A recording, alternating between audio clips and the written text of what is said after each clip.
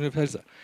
Bom, como o Pedro disse, eu não tenho medo de errar, porque aqui é um debate da coisa.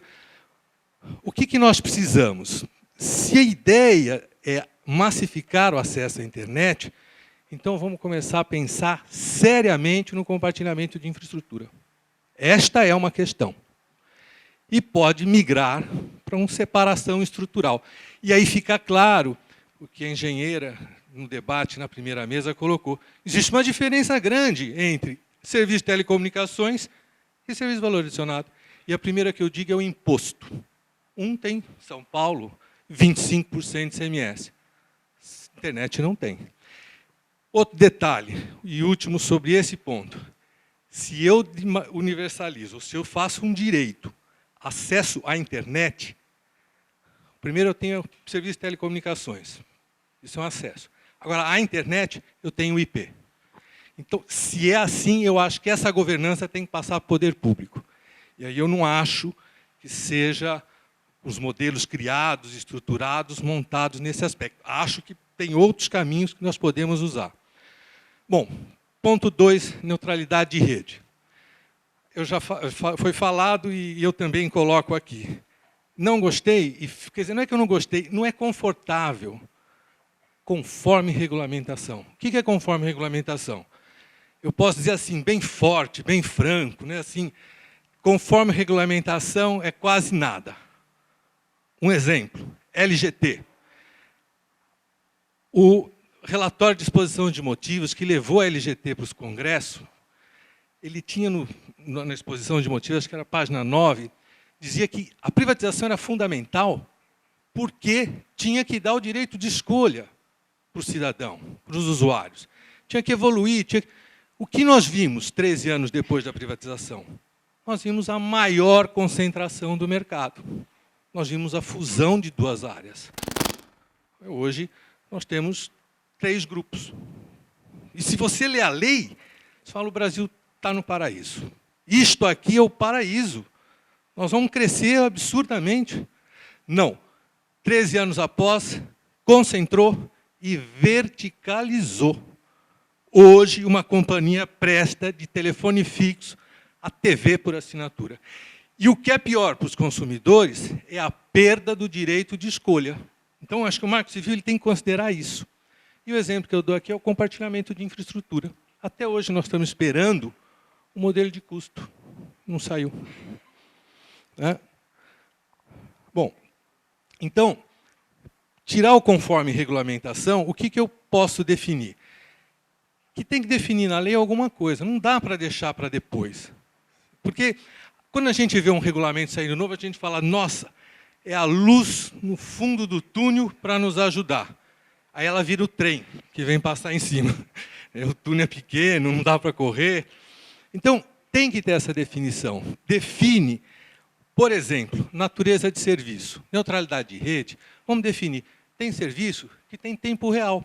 Se eu vou transmitir um discurso da presidente para a minha cidade pela internet, é tempo real. Eu tenho que privilegiar o pacote de VoIP, o de voz. E FTP não. Então, olha, existem questões que elas devem ser definidas para não ficar para depois. Bom, a guarda e disponibilidade. O que me assusta é o acesso à aplicação. Ok. Bom, muito rapidamente, é o seguinte. Eu acho que não tem uma aparente contradição. Existe uma contradição. Porque, embora que fala que é facultado, a ordem judicial obriga a ter. Então, nós temos que ter. Então, eu tenho que ter. Eu posso não guardar, mas eu tenho que estar preparado. Porque, senão, eu vou ter que guardar. E aí, é uma confusão muito grande. Porque eu vou preservar a intimidade, mas vou disponibilizar log de todos os acessos de aplicação. É uma contradição. Tá? Da governança na internet. Eu acho que saiu recentemente o Acórdão 1664 do TCU sobre o Comitê Gestor. E aqui está uma exposição. O que não coaduna, acho que transformando a internet num direito, com o Estado agindo. Deixa eu ver. Minhas considerações finais, presidente, deputados, que isso é fundamental. Nós temos, sim, que olhar o que está fazendo lá fora, porque a internet é global. Mas a gente tem que aproveitar o que nós temos Então, buscar nisso uma inovação endógena. Nós já temos CGI, nós já temos 3 mil provedores, nós temos usuários, nós temos grandes provedores, concessionária, empresa pública, centro de pesquisa. Nós temos que aproveitar isso e fazer disso o que eu chamo, né, de inovar endogenamente. Era isso. Muito obrigado.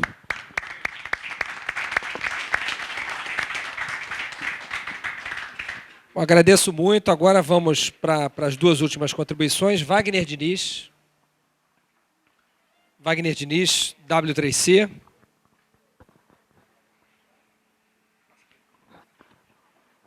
E, em seguida, Danilo Doneda. Obrigado. Eu repito todos os agradecimentos que já foram feitos antes para os parlamentares e para a Fundação Getúlio Vargas por essa oportunidade. Meu nome é Wagner Diniz, do W3C, que é uma área que está conectada ao Comitê Gestor da Internet no Brasil, responsável pelos padrões para a web. E falar em web e internet, as coisas se misturam um pouco, mas, na verdade, elas têm uma diferença importante. E, quando venho manifestar aqui, eu queria focar bastante nessa parte da web, que é essa parte que nós nos identificamos mais na internet, que é essa parte de interação das aplicações, onde nós navegamos, né, nas aplicações na internet, e é ali que as coisas acontecem, né, principalmente porque é ali que estão os conteúdos que são objetos de grande discussão nesse debate do Marco Civil da internet. A primeira consideração que eu gostaria de fazer é que o Marco Civil da internet está de parabéns do jeito que ele está, né, e quero fazer uma primeira recomendação, é de que ele continue tão enxuto como está, para que nós não caiamos na tentação de acrescentarmos mais coisas que venham a atender interesses de segmentos ou de pessoas, ou, na verdade, aquela vocação que a gente tem no Brasil de aproveitar uma determinada lei para incluir diversas coisas, né? E aí eu acho que as questões, por exemplo, de direitos autorais ou de criminalização na internet, por exemplo, por invasão de privacidade, apropriação de propriedade privada, acho que isso deve ficar no campo da legislação específica que tem que ser feita ou que já existe, e não nós colocarmos dentro desse marco civil alguma coisa que não seja tão específico quanto a internet. Até porque, como bem lembrou o Tiago, é importante que o Marco Civil, em algum momento, deixe claro de que essa legislação, né, como princípio, ela obedece necessariamente toda a demais legislação brasileira. Então, não vamos incluir aqui coisas que não são pertinentes e específicas da internet. A segunda colocação que eu gostaria de fazer é que um pequeno preâmbulo sobre o impacto da internet, e aí já comento até a observação do Ricardo dos Sanches, a internet ela tem um valor muito mais do que o valor técnico-tecnológico, mas ela tem um valor social. A internet transformou de tal maneira a vida das pessoas, nós não fazemos as coisas como nós fazíamos antigamente. Nós não nos encontramos mais como nós nos encontrávamos. Nós não fazemos transações comerciais mais como nós fazíamos antigamente. O mundo mudou, e no Brasil mudou também por causa da internet, essa ferramenta importantíssima. Muito embora ainda temos, né, metade da população brasileira, um pouco menos da metade, que não tem acesso à internet, mas já virou algo que é relevante no contexto brasileiro. Esse impacto desse tamanho na vida das pessoas tem um significado muito grande em como essas pessoas lidam com a internet. E não é possível que a gente compreenda que lidar com algo que tem um impacto social tão grande que não seja considerado como um direito. Eu queria reforçar o texto que está no Marco Civil, né, de garantia do acesso à internet como direito, pelo impacto social tão grande na vida das pessoas e como direito as pessoas poderem lidar com isso na sua forma de defender o seu direito, defender, né, os compromissos que são advindos desse direito. Até acho que, na forma como está no artigo 8º, ela ainda é um pouco suave. Eu diria que, por exemplo, a Lei de Acesso à Informação, ela é mais incisiva quando fala que a Lei de Acesso à Informação ela veio para assegurar o direito de acesso à informação. Aqui a lei do Marco Civil da Internet está dizendo simplesmente que o objetivo é promover o direito da internet. Eu acho que isso tem uma diferença semântica importante. Uma coisa é promover, a outra coisa é vir para assegurar esse direito.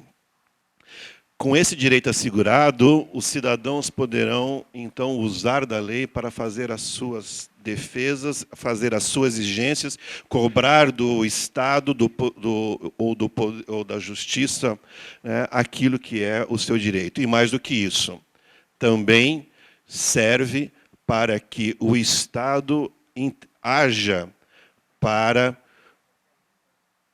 enfrentar as desigualdades que também foram aprontadas pelo Tiago. Porque, se nós considerarmos tão somente a internet como um serviço de valor adicionado, isso significa que ela poderia muito bem ficar totalmente nas mãos privadas. E quando nós passamos a internet para ser um direito, isso significa que o Estado, a qualquer momento, pode intervir para fazer garantir esse direito nas mãos do cidadão. O segundo ponto que eu queria destacar é com relação à neutralidade, né? Tamanho impacto na vida dos cidadãos, que é o que a gente tem visto a internet causar no nosso cotidiano, não pode permitir que outros decidam como é que vai ser o futuro da internet, a não ser que eu possa participar como cidadão desse processo de decisão. E, nesse sentido, a garantia da neutralidade na rede ela é importante, não só nos seus aspectos técnicos, no controle do tráfego, como é previsto no artigo 9º, mas também é fundamental de que haja neutralidade do ponto de vista do conteúdo da rede. Eu tenho que decidir, como cidadão, os conteúdos que eu quero, os conteúdos que eu tenho interesse. Eu, como cidadão, é que tenho que decidir, né, aquilo que eu quero ver e aquilo que eu quero colocar na rede. Não pode ser alguém em meu nome, para quem eu não dei esse direito, fazer isso. Por isso, eu acho que seria importante pensarmos um pouco mais no artigo 9º e no artigo 3º sobre a neutralidade. O próprio Ricardo Sanches já se manifestou aqui dizendo que a palavra conforme regulamentação ela é muito abrangente e, de certa forma, extremamente perigosa. E eu acho que a gente precisa considerar, talvez, aqui algo que explicite mais o que nós estamos falando enquanto neutralidade. E, para terminar, no minuto que me resta, eu gostaria de destacar a importância da abertura da rede, porque nós temos que considerar a rede como um bem universal. Nesse sentido, o Marco Civil faz aqui uma apologia importante e considera dados abertos e acessibilidade como algo relevante na rede. Eu gostaria de solicitar que o artigo 20 fosse um pouco mais abrangente, porque o artigo 20 ele considera a acessibilidade somente do ponto de vista dos sítios públicos. Queria dizer aqui que uma pesquisa que nós fazemos anualmente na internet brasileira, dentro do Comitê Gestor da Internet, nós detectamos que os sítios governamentais apenas, e tão somente apenas, 4,6% desses sítios são acessíveis às pessoas com deficiência. E estamos terminando agora a coleta dos sítios.com.br. E a diferença não e o número que nós estamos encontrando não é muito diferente desse número. Ou seja, segundo o censo do IBGE recente, nós temos cerca de 42 milhões de pessoas com deficiência no Brasil. E sítios que não são acessíveis a pessoas com deficiência significa excluir essas pessoas da possibilidade de estar navegando e participando da sociedade da informação.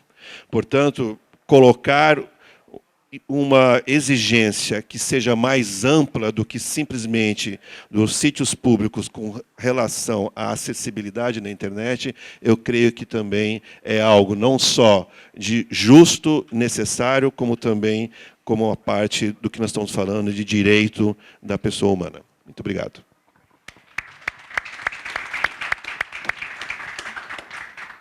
Vamos ouvir agora o último participante, o Danilo Doneda. Antes de passar a palavra a ele, eu queria fazer um pedido, aproveitando essa contribuição agora do Wagner.